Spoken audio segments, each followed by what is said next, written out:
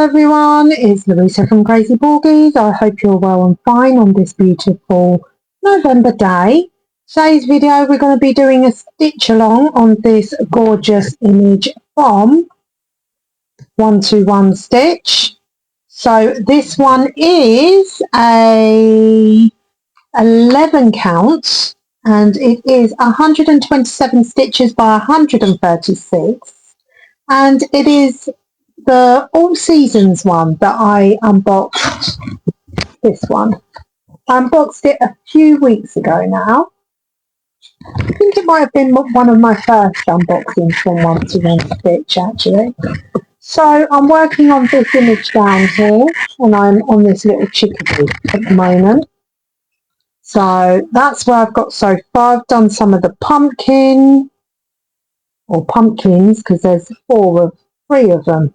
3 pumpkins and a little chickadee over here. So I'll zoom you in so you can see some of my, well, you can see me stitch, yes. I will link it in the video description box down below.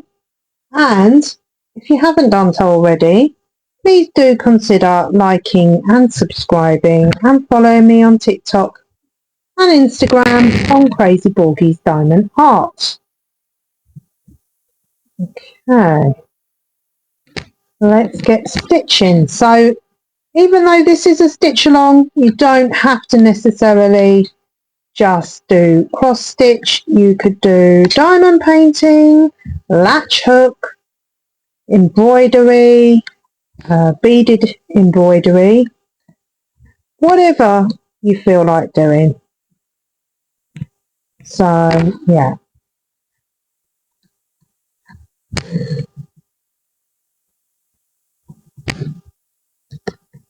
So yeah, it's been a really busy October for me, obviously, after, well, going to Gibraltar, and then obviously you've got all the unpacking, which I'm really bad at, guys, because the seasons have changed now from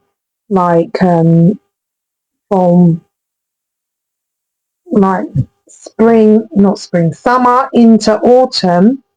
I just feel like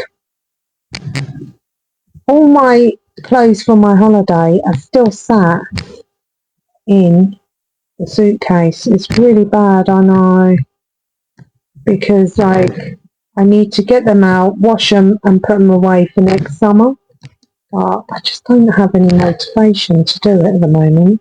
So I've still got the two great big suitcases sitting in my living room. Excuse me. Which is not great, is it? It's not great. It's not great at all.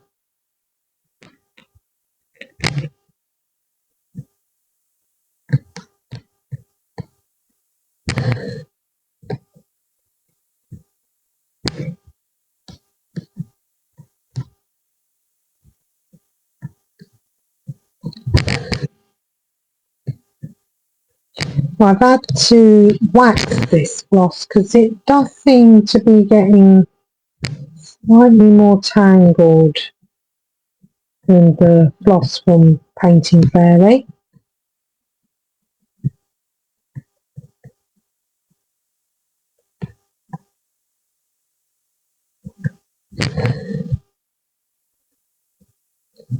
So yes, we had a fabulous time in Gibraltar. Really enjoyed it over there.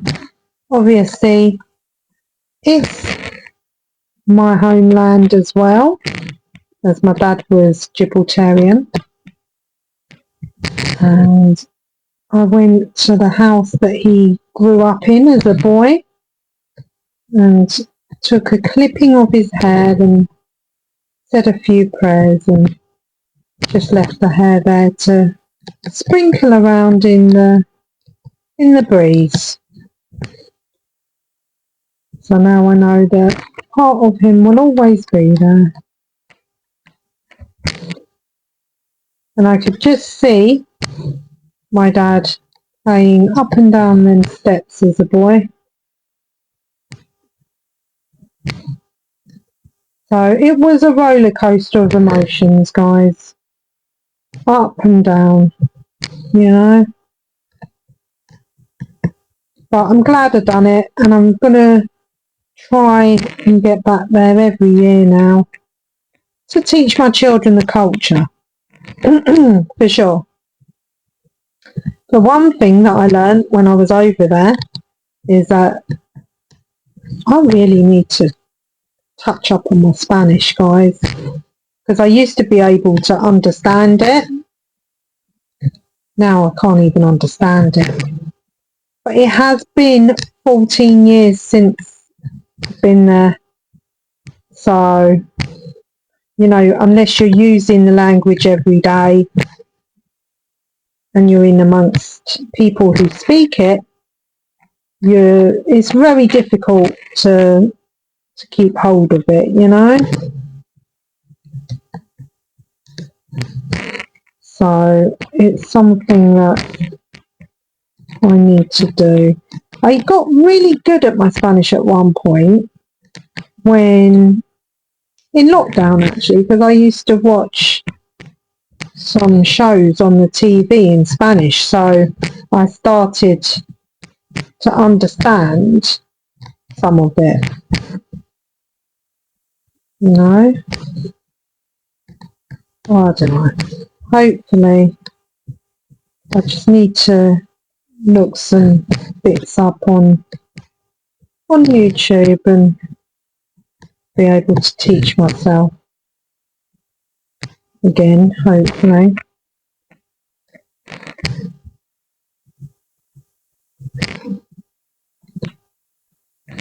And the problem is that the pronunciations in Gibraltarian is different to the pronunciation in Spanish. So, yeah. And they have a lot of Spanish people coming across the border to work in Gibraltar now. But the language is still predominantly Spanish and English spoken. So, and you can pay with UK pounds as well. In fact, I got told it's actually cheaper to pay with pounds rather than the euro. The euro is very expensive actually to convert, apparently. But there were quite a few Americans over there because I wasn't aware that Gibraltar had so many American links, and it does actually. Right, so I finished that symbol, so now I'm going to pause here and I'm going to get symbol T out. So, yes, I have so many stories to tell you guys from Gibraltar. Really, really fabulous one. So we went to see the dolphins, which I did put a video up on YouTube. And that was really amazing. Really amazing. And then we went to St. Michael's Cave as well. And, oh, it's beautiful. It's amazing what nature can do, you see, if left untouched.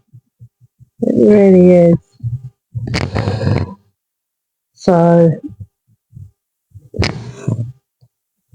and then when I came back, I went to a retreat day at our church, well, one of my churches I go to, and it was a day with Mary, and that was absolutely beautiful as well.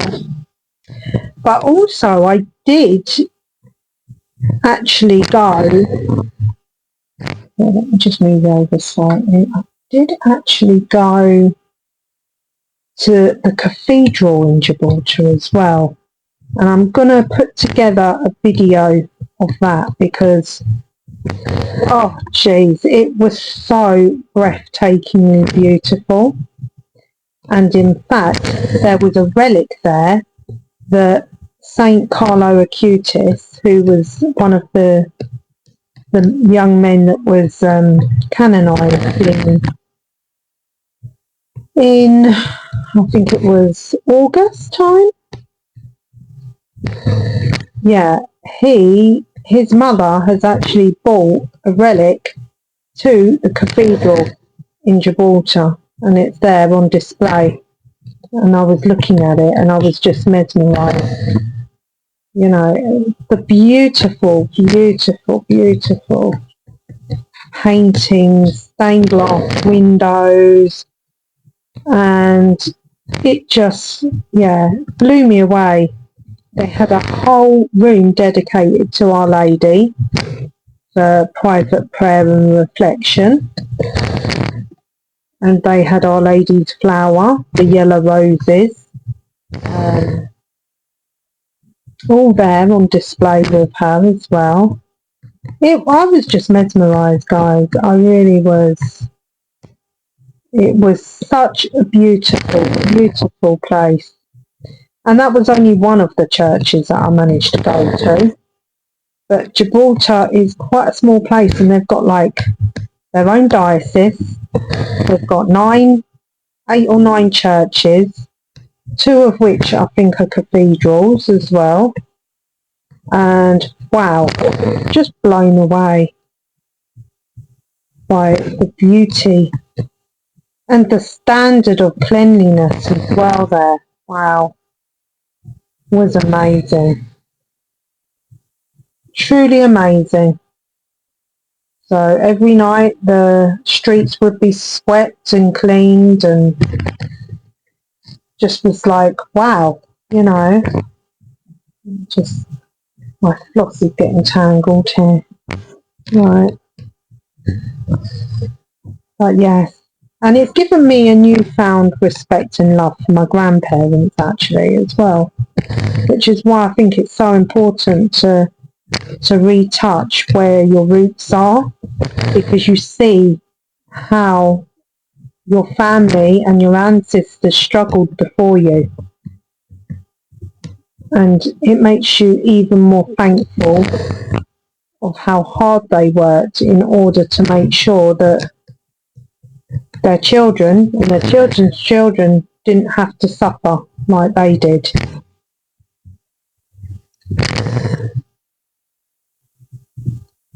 So yeah, it's given me a whole new love for them and level of respect.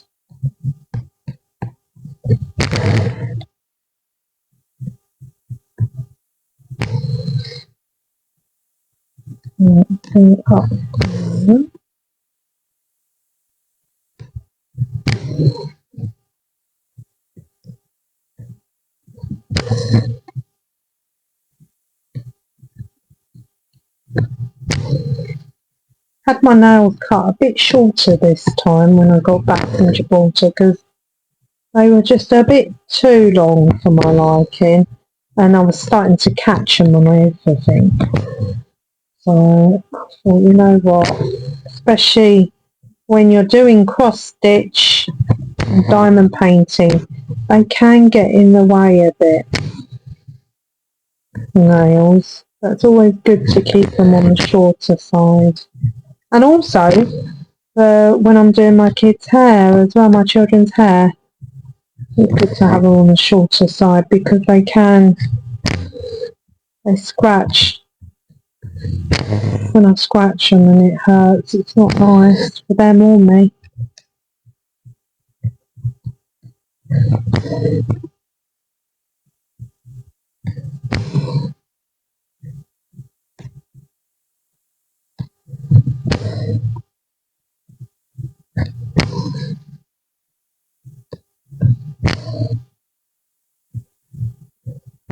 I was very sad to hear that Loan from a random stitcher has quit YouTube. Very sad.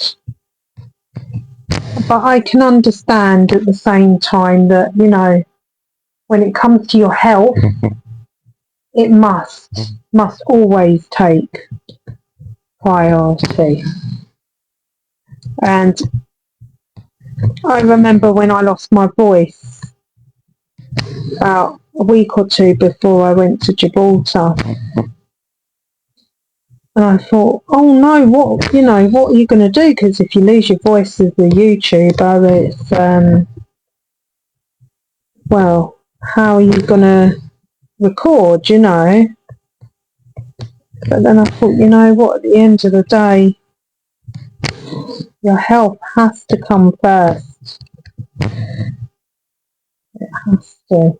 There's no choice about it. So YouTube has to be put on the back burner. Most definitely.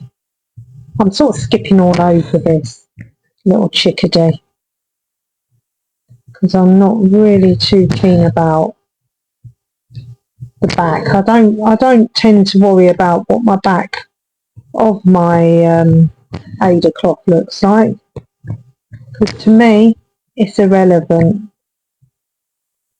as long as the picture turns out nice. That's all I care about.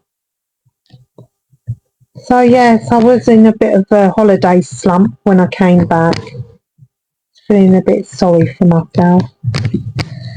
And now I've got the anniversary of my dad's death looming as well.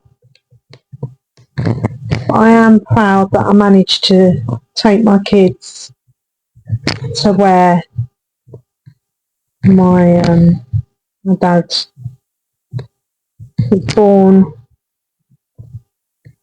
and bred, yeah. He didn't come over to the UK until he was about 18, I think, 18 or 19. So, and it's weird, because I always get so upset when I'm leaving Gibraltar. Always, ever since I was a small child. And I do feel like it's the soul that recognises a connection, because even when I first went there, I must have been, 5 years old? I've got a knot now, guys. I'm just trying to sort it out. I must have been about 5. Really young, And I can remember when it was time, because my dad used to rent a car and we'd drive all through the coastal road from Spain down to Gibraltar. And I can remember driving back and just crying and feeling so upset. And my dad saying, what's wrong? And me saying, oh, I don't want to leave Gibraltar, I don't want to go. And I was only little, I was only 5, as I said. And he was like, don't worry, we'll come back next year, And because we never used to stay in Gibraltar, it's actually cheaper to stay in Spain and then go through the border. So for that reason alone, we used to stay in hotels in Spain and then just rent a car and go to Gibraltar for a day trip. But I always never wanted to leave it. And I'm sure it's because the soul just recognises the connection, and I just loved it there so much. And I'm sorry to say that, yes, I was crying at the airport. I didn't want to go home. And I got back to Heathrow and I was like, I just want to go back to Gibraltar. I don't want to be here. It's all cold and wet and horrible. And I thought, geez, my poor grandmother, because she didn't ever want to come to the UK. She was quite happy in Gibraltar with her friends and the beach and the sea. Yes, they didn't have money, but, she was happy there. And then, yeah, unfortunately in them days, if the man said, come on, we're going, the woman had to just follow suit, and especially with 10 children, And so they came over to England and that was it. But she didn't ever really settle, my grandmother didn't. She never felt like at home here. And I don't blame her to go from living there and to be plonked in the middle of Brixton in South London, which is, well, quite a dangerous area back in them days. You know, it must have been a huge culture shock to her, humongous. And I did feel for her. But then saying that, in Gibraltar, you know, there wasn't much work, there wasn't much opportunity. So they made the decision to move over here, and for better opportunities, more money, more jobs, you know.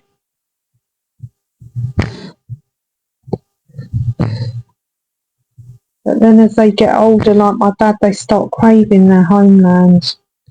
And it's really sad, especially when they don't make it back home. So that's why I went in his place, and I will continue to do so. I'll put a picture of some dolphins, actually. There's some dolphins in Gibraltar that my dad helped build as a little boy, and they're still there.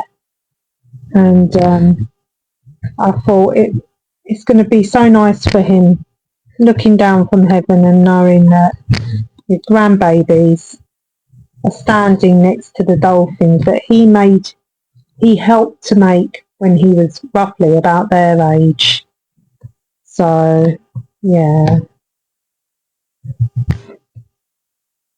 Still sad, but I'm very proud that I got there.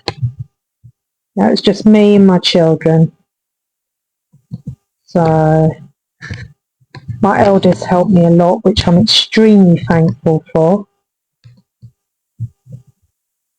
And the hotel was lovely, very nice. It's called the Elliott Hotel in Gibraltar. But there are several, but for some reason they don't do all-inclusive. They only done breakfast. But the breakfast, my gee, you couldn't have asked for more, guys. They had everything. And now I'm feeling the consequences of perhaps eating one too many croissants, yes. But hey, that's what you do when you're on holiday, isn't it? Right, so I'm going to just... Have I missed some? No, that's a different shade, isn't it? I am going to just go and get H, I think. H is the next one. So let me put a floss there. Rio's having a hissy fit, as you can hear. I'll pause you and I'll get the next colour floss out. Right, I am back with this brown shade now.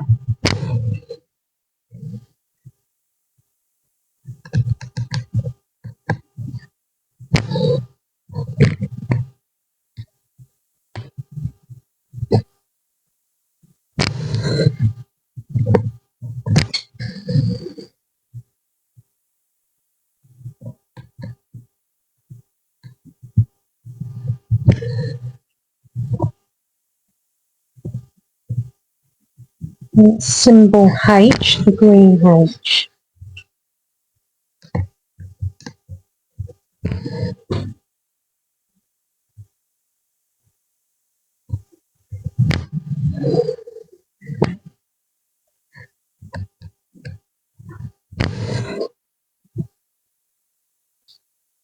I'm back now. I just had to get my son to get Rio out of the cage because she is having a strop, because when I'm talking to you guys, I think she thinks that I should be talking to her. You know, how dare I not include her in the conversation? I guess that's how she feels. She's a funny bird, I tell you, that one. She's got such an attitude. She's a right diva, you know. I missed the stitch over there, didn't I? That H over there. I'll do that one now, actually.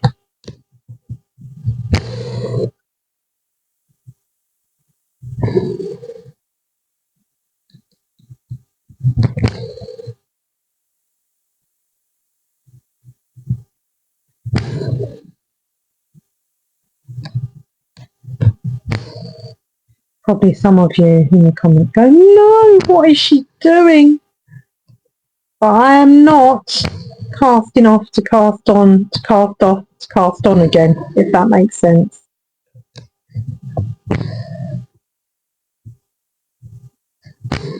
Don't have time for that, guys.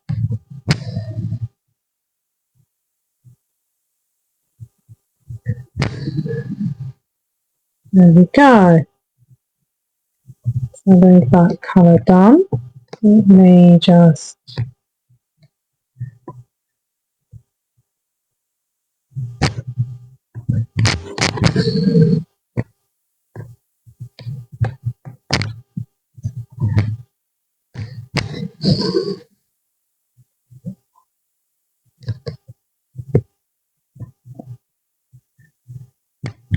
cast off here.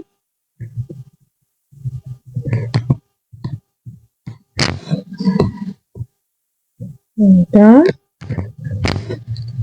And then you can cut there, like so. Okay. I am going to park this thread over here now, actually, because I can see I don't like using the parking technique, as I always tell you guys. I hate it, actually, having thread dangling. But seeing as I've got quite a lot of this symbol over here, H, I'm going to just go for it and park it. Park it over here. So Luna went off to stay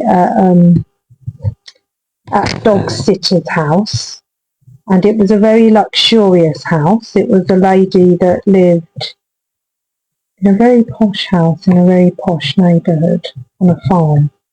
So Luna had her own little luxury holiday herself. And I was a bit worried that when we brought her back home, she'd be like, oh no, I'm back here again now. But she was all right. She was okay. It was very upsetting leaving her. I found it very difficult on the day that we had to drop her off, because our flight wasn't until early hours of 7 o'clock it was on the way out, so we had to be there for like 5 o'clock in the morning. But Louise, being Louise, decided we were going to get there at least 2 hours before check-in. Yes, so we got there for about 3 o'clock. Yeah. And we had to stand there waiting around for ages. But, you know, you have to do these things. You have to sometimes. But it's better to be late, better to be early than to be late, isn't it? And not only that, but the thing is that I find as well is because I've got a child with disabilities, well, I've got two with disabilities, I have to be mindful and put extra time in for any problems that are going to arise with them. So that's my reasoning for why we got there as early as what we did. Right, let me get the next symbol out and I'll come back. It's this dark X in a green background now, which is DN3. I've got to find it now because there's 54 colours on this one. And the designer of this is called Stardew Valley Junimos 4. And it's just got designer LZ. So I'm just trying to find this X. the first one. It's official, guys. I'm going blind here. I really am. DMC code 09. Okay. Which is the first one, which is this shade here, guys. Rich brown, I'd say. Right, hold on, and I'll get this one all casted on. Right, I'm back here now. So yes, I've got lots of pictures of funny monkeys. They are funny, them guys. Very funny. You have to watch them, you know, when you've got food, even bottles of water, because one took a bottle of water off my eldest daughter, actually, with a bit of a tug of war over it.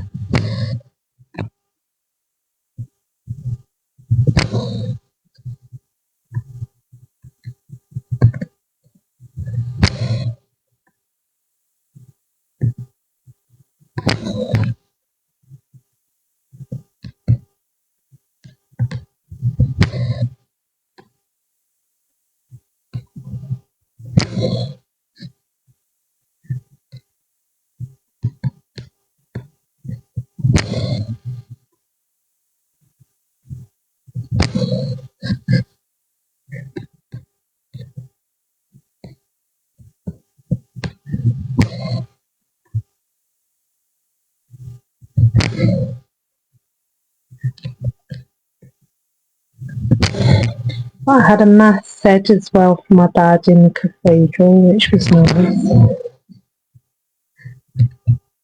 And then on the 16th of November, I'm having his grave blessed as well by the priest, local priest near the cemetery. It's actually 16th of November is my dad's birthday as well, so that's going to be quite nice.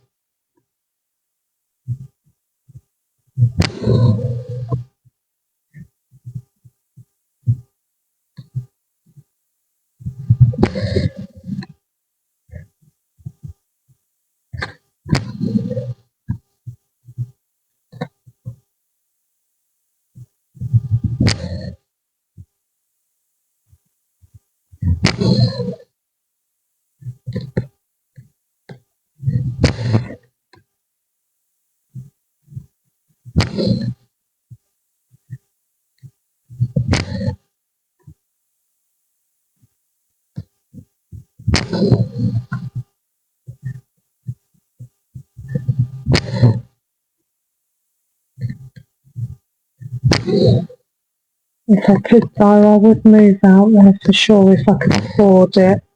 But now, unfortunately, because of the millionaires that are built on Gibraltar, and it's good for importing and exporting because it's opposite Morocco in Africa. So you've got Africa on one side, and then on the other side of you, you walk through a gate and you're in Spain. So it's a very sought after piece of land, you know.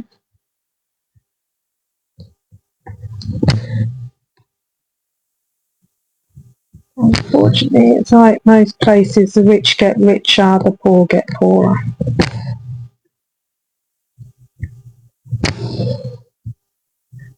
And they're building all these fancy new apartments there, not for the locals, no.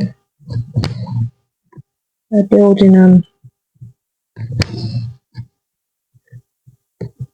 for the rich.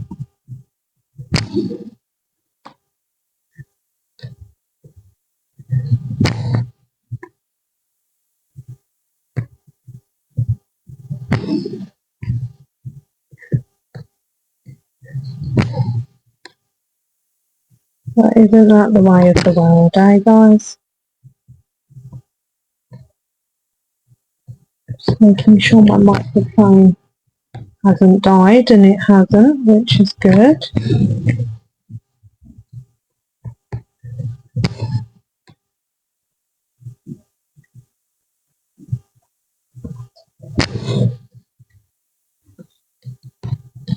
We'll hear some background noise because, as I said, I've got my eldest two at home still, and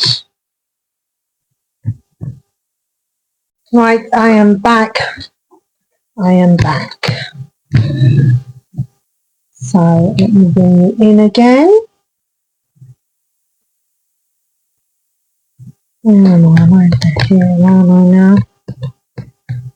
Like that.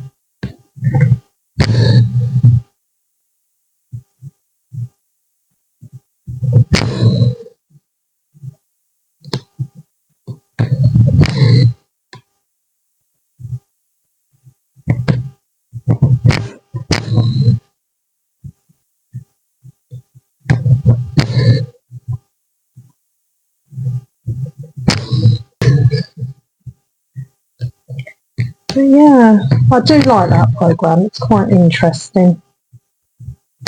And at times it can be so funny. Mind you, I'm not quite sure what Big Ed is doing back on it. He's a bit of a walking disaster, he is. That's a bit of floss that I've pulled up from underneath.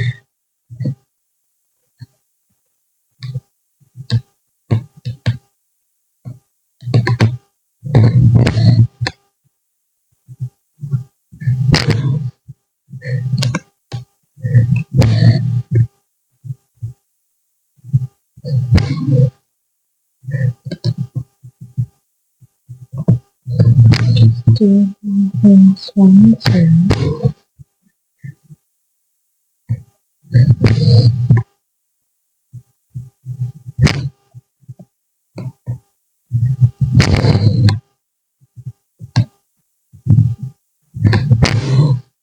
You can build up quite a fast pace when you're cross stitching, but the thing is, I'm not liking how that stitch is looking because I've gone through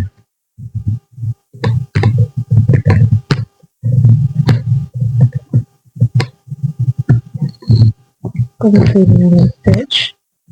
But the thing is,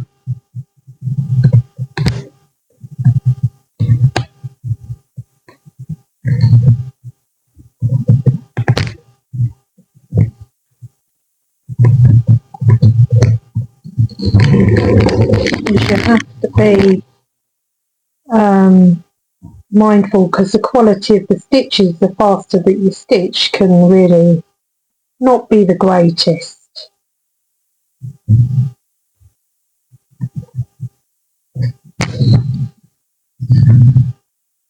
And you know, at the end of the day, if you want a fast project, you know, cross stitch is not the one for that.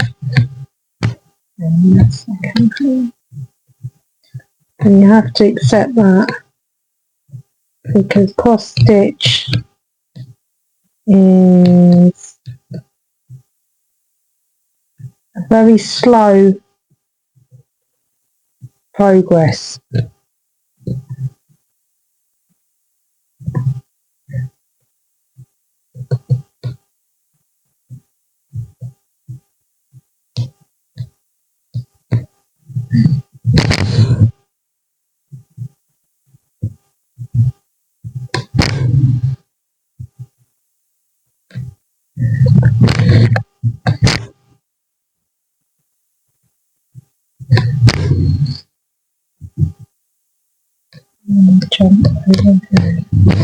And being a slow progress, that's part of what I enjoy about it actually. It's relaxing. There's no rush. You have to accept that, you know, you're not a machine and you can't stitch as fast as a machine. You know, it's just the way it is. And for me, having hobbies and cross stitch and diamond painting, it's all about having some time out of life and problems. If it starts to become like a bit of a race as to how fast you're trying to get a project finished, you'll take the fun out of it, and you'll soon get to a point where you won't want to do it. You'll burn yourself out and you'll just be like, I don't want to do that. I want to do that diamond painting today or that cross stitch today. It's too much, you know.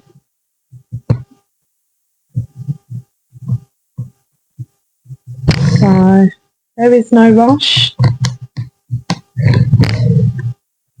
to get a finish or a completion, because it's a hobby.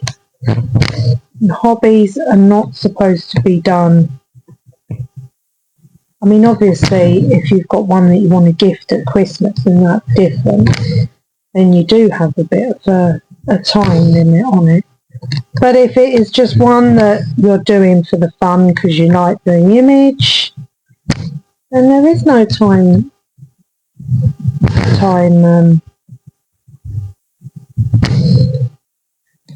restraint.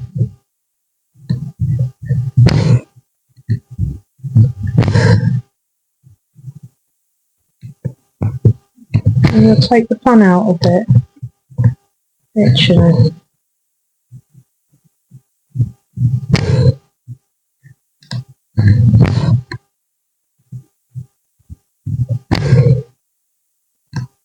Not only that, but the implications as well that it will have on your health.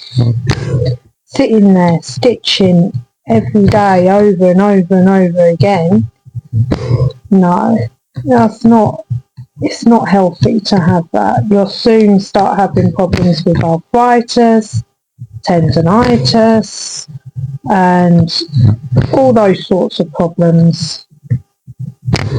You need to know when to take regular breaks for both cross stitch and diamond painting. It's very important, guys. I can't stress it enough to you, because unfortunately I learnt the hard way, you know, because when I first started diamond painting, I used to sit up till 1-2 o'clock in the morning diamond painting. Not anymore, no. And then when I started getting really into cross stitch, same thing, I'd sit up till 1-2 in the morning cross stitching, just to make a large indent into the project I was working on. And it's not worth the toll it takes on you. Because, you know, I can remember one time sitting there diamond painting from about 10 o'clock in the morning to about 5 o'clock at night without taking proper breaks. I mean, obviously getting up to like make a cup of coffee or make the kids something to eat, etc. But literally just being there the whole day in my pyjamas diamond painting like that. And then I'd get up in the evening when I'd say, right, enough is enough now. I wouldn't be able to move hardly. I'd be so stiff. And I'm like, yeah, that is just crazy, you know? Like, we've got to take care of ourselves, of our bodies, you know?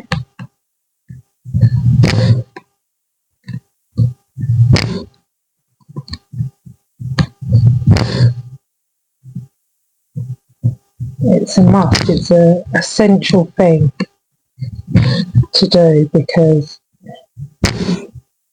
whether this cross stitch gets completed this year, next year, the year after, who cares? Or it doesn't get completed at all, who cares? You know, it's done for fun, not done for what's the word?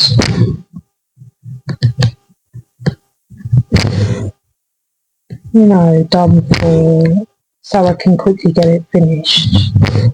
You know, hopefully I will get it finished at some point within the next year, because I want to focus on each season as and when. So obviously this is autumn, and then I'll move on to winter, and then spring and summer.